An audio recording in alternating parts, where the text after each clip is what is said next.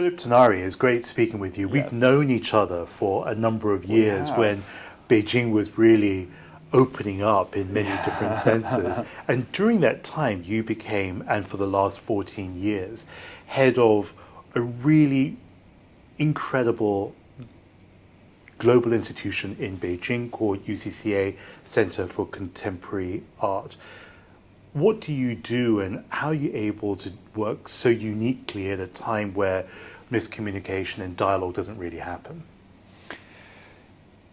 I think one thing that's such a gift about this world and this field that I've been so lucky to work in is that you meet very few people who would categorically say that art is bad.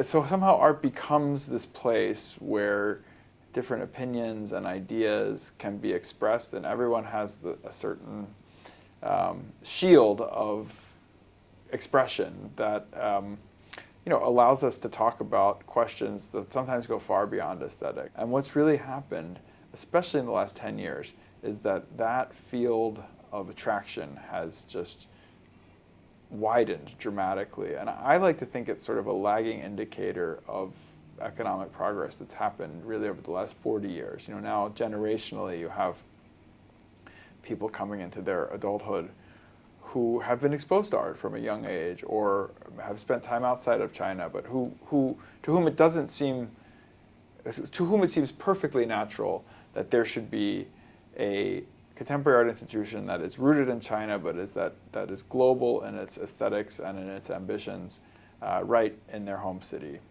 And that's who we are and who we strive to be. You've led innumerable exhibitions, including, I think, quite recently, a landmark exhibition featuring the works of Andy Warhol. When you walk through the halls and the vistas of an exhibition space at UCCA, for example, and you see young Chinese or older Chinese looking into the work of a great American artist, what is it, do you think, that is revealed about the American experience to them, and how does it reflect on them as Chinese in the 21st century? I'm always trying to take a step back from my Americanness and to think just about, UCCA, who are the artists we really need to be showing to the public now? And of course, many of them are Chinese, and many of them are American, and many of them are from everywhere else in the world.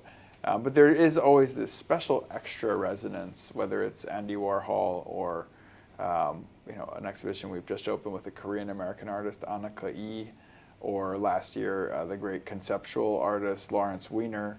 When you think that this is also, these are also Americans whose work we're showing, and there's an innovation, and there's a boldness, and there's an experimentation that's happening, and I'm not from the embassy, I'm not in the business of promoting the nation, but I do feel this kind of second order delight that something from this place that I come from is able to be seen and to be shared in this place that I've gone on to make my home.